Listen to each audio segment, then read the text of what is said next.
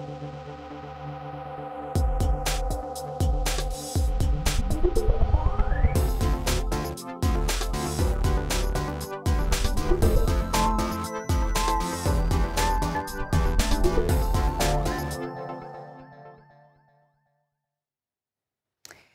and welcome. Thank you so much for joining us here on Tech 24. Do you know the difference between narrow and general artificial intelligence? In this edition, we'll shed light on where AI stands and how far scientists are from creating a technology that can surpass the human brain. And speaking of shedding light, in Test 24, we try MyLifi by the French startup Oledcomm, a green and revolutionary technology that uses the power of light to beam an internet connection. But first, a smartphone app that allows the public to film and report incidents to the police as it takes place is being tested in the French southern city of Nice. Reporty was originally created in Israel and is now being used in France for the first time, with 2,000 volunteers selected to take part in the experiment. But as Alex Jennings explained, the use of the app raises privacy concerns among the city's population. A cyclist has just been hit by a car. Monsieur, calmez-vous, s'il vous plaît. The incident was caught on camera by a pedestrian, and the footage instantly transferred to police. Authorities in Nice, in the south of France, are testing an Israeli app called Reporty.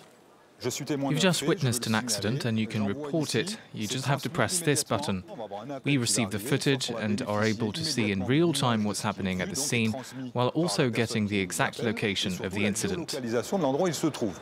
2,000 volunteers, including police officers and neighbourhood committees, are taking part in the experiment. But not everyone in the city agrees with the implementation of an app like this. I think it's awesome. It's a smart concept. That is, of course, if the police react quickly. You're ratting people out, but I can see how it would be interesting to have such an app if a branch falls on the road, or if someone is about to make a big mistake and is laying on the tracks, for example. Critics say the device could lead to widespread whistleblowing among the population. It's justified to use an app like that in the case of a robbery or violence. But what if it starts being used for graffiti, illegal parking, or people being noisy? Where do you draw the line? The use of an app like Reporty raises ethical concerns, particularly when it comes to privacy. But its developers claim the data collected will remain confidential. The experiment is set to last 2 months. Reporty will be available for download next spring. And it's time to welcome on set our in-house expert, Dhananjay Khadilkar. Hello and welcome, Dan. Hello, Julia. Such apps are springing up a little bit everywhere worldwide, and perhaps the most famous one is Nextdoor.com. Tell us more about the story behind this concept. Well, Nextdoor was founded in 2010 and it's based in San Francisco. It essentially is a location-based social network, which is unlike Facebook. So here in Nextdoor, for example, when you post a message, it gets read or it gets received only by those people in the immediate area. Plus, there are no buttons for sharing, so the message doesn't proliferate, unlike other social networks. So as you can imagine, it basically connects neighbors, and when neighbors get connected, there are multiple applications. So its intent, for example, is maybe to do mundane stuff. So if you want to borrow some things from your neighbors, you can post a message and you can get those things. But at the same time, it also has another purpose of fighting crime. So if you witness some suspicious activity, you can post the message and alert the neighborhood that something wrong is happening. And it's not just the neighbors who alert each other, it's also the local police departments that have that are using the apps. For example, in the US, they inform particular neighborhoods if there are any problems, and vice versa. So the people can also send tips to police if they record any suspicious activity. So it's a network that is helping prevent crime. And now let's talk about another app. It's called Ring, and it was created some 6 years ago, and it's about to hit the French market within days now. It started as a smart doorbell, and now it's become a set of security devices. The man behind this story is really one perseverant fellow. Tell us more about him. He appeared on the reality show Shark Tank, in which entrepreneurs, they have to pitch their ideas and try to convince venture capitalists to invest in their companies. Now, he left the show rather without any investment, but because of this episode, he his sales just catapulted because he became quite famous. The company became quite famous, and now it's a multi-million-dollar company. And Shaquille O'Neal is a part of the initiative because he has joined the founder Jamie Siminoff to donate these devices to help prevent crime in neighborhoods. And among the investors in this company now is the billionaire Richard Branson. So now you can see the profile of the company has grown tremendously since when Jamie Siminoff appeared on that reality show. Thanks for that, Dan. Now, from Siri to self-driving cars, scientists worldwide agree artificial intelligence is progressing rapidly. The AI we know today is known as narrow AI, an intelligence that can perform narrow tasks like facial recognition or internet searches. However, in the future, researchers hope to create so-called general AI, an intelligence that could outperform humans at nearly every cognitive task. François Villero has this report. Puis-je vous aider? Whether you dream of the possibilities or fear the consequences, one thing is certain. Artificial intelligence is slowly becoming a part of our daily life. One of the major applications today is in image recognition. This is what allows self-driving cars to identify other vehicles and humans in the street. Très concrètement, so let's say we want to be able to identify a car with a trailer. We tell the computer this is a car and trailer, that's also a car and a trailer, in thousands of different situations so it can understand the wide variety of possibilities, internalize them, and understand the concept of a car with a trailer. There are also security applications, like tracking an individual in a crowd, or medical uses, for example detecting if an elderly person falls over in a retirement home. One of the leading experts in artificial intelligence is Yann Lequin, the inventor of deep learning, a way of programming computers that's inspired by the human brain.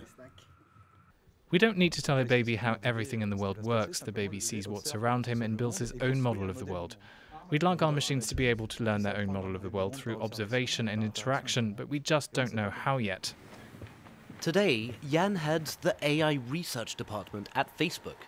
All the results of his work are published online, freely available to anyone in the world. He's been looking at the dialogue between man and machine. We're sort of after the Holy Grail, a machine which would have enough knowledge about the world that a conversation with it would be pleasant rather than frustrating. But for those who fear that computers may one day overtake us, rest assured, the field of artificial intelligence is still in its infancy. Now, Dan, we've just seen what Facebook is doing in terms of machine learning. Another tech giant, Google, is also determined to bring AI to the masses with its latest concept. It's called the Cloud Auto ML, Auto Machine Learning. That's right. This system can train AI algorithms without requiring a code. Now, Google wants to make it as easy as a drag-and-drop process. So all you have to do is upload photos, tag them, and start the learning process. Now, this can be used by different professionals, from doctors to zoologists. Now, the earlier problem with the usage of AI was that you need specialists to make these algorithms learn. But with this system now, the use of AI will be more widespread, and more businesses will start. The businesses can teach the AI. Exactly, right. Experiencing the power of AI. Now, Google has started or launched this system with image recognition, but now in the future they also plan to expand it to translation and video processing. Right, and there are already two companies who have been using this Cloud Auto ML, Disney and Urban Outfitters, to make the search and shopping on their websites much more relevant. Thank you so much for that, Dan. We're going to move on now to Test 24.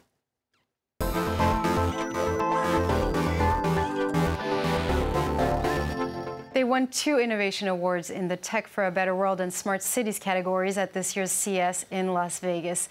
MyLifi by the French startup Oledcomm is a LED lamp offering an ultra-fast, secure, and radio wave-free connection. Now, Dan, no pun intended, but this lamp, this beautifully designed lamp, MyLifi, is indeed brightly reinventing the way we connect to the internet, isn't it? That's right. It uses the power of light to improve the internet connection in terms of its speed. So what it does essentially is it uses 2 spectra of light. One is the visible spectrum and other is the infrared. So the visible and infrared are used for the downlinking. So as you can see here, there's a dongle which is connected to a laptop. And for the uplinking, it uses the infrared radiation for the internet. Now, this is how it works. Essentially, this cable you see is the Ethernet cable. So it's connected to an injector, which is the PoE injector, which has been developed by the company. And through this, the Ethernet cable is then connected to another system that produces these pulses of light that beams the internet. The only drawback is, or you can also say it's an advantage, is that you need a dongle all the time. So if you have multiple computers, you need dongles for each computer, right. Or you can use the same dongle for different computers to experience the internet through this lamp. Maybe we can show it to our viewers, this dangle that... Yeah, so the essential idea behind this lamp is to decongest the Wi-Fi network. So right. If you use this dongle and if you know that you're going to be routed at one place, then you can really enjoy faster speeds. But the disadvantage is that you cannot really move. Right. If you move out of the zone of this light, then the internet connection breaks down. So it's really a complement. It's complementary to the existing Wi-Fi connection. It's not a replacement to Wi-Fi, because there are different, or rather, there are many disadvantages of having light or having Li-Fi, because unlike Wi-Fi, it cannot penetrate walls. So right. You cannot really have one source of Li-Fi in one room and then use it in another room.